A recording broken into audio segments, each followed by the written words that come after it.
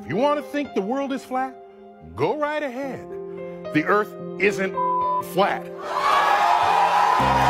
And by the way, this is called gravity. А къде е гравитацията в този случай? Защо балоните се издигат без никакъв проблем? Защото имаме плътност на средата, в която се намират, а не гравитация.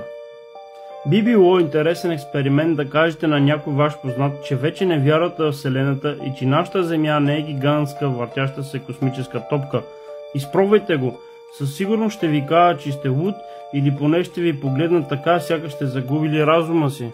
Най-интересното е, че когато бъдат предизвикани, вярващите в хелиоцентризма няма да могат да ви дадат солидни емпирични доказателства без основа на собствения си опит от ежедневието, че Земята всъщност е голямо въртящо се кълбо. Може ли изобщо някой от нас да докаже, позовавайки се на собствените си наблюдения, кривината или движението на Земята през Слънчевата система? Не, никой не може.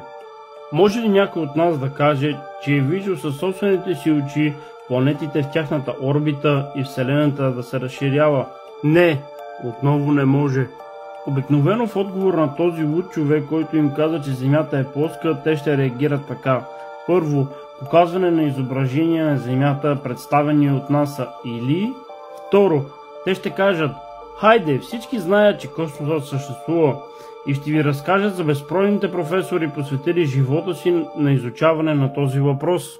Може би в даден момент от разговора ще се акцентира върху съществуването на гравитацията. Това, което наистина се случва, когато някой реагира толкова упорито на алтернативен възглед за Земята, не означава, че на него му липсва умствен капацитет.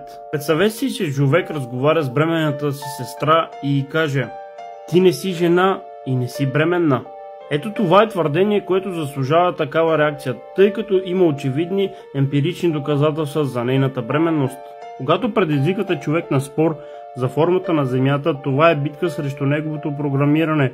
Това е програмиране в дълбоко вкоренена и установена матрица, която е съзнателно изграждана в нас още от най-ранна детска възраст. Преди да напуснем началното училище, представата ни за нашия плосък и неподвижен свят бавно се изтрива и постепенно се изкривява в раздутата и сферична идея, че Земята е кълбо. Тъжното е, че много от нас израстват и никога повече не поставят под съмнение тази идея.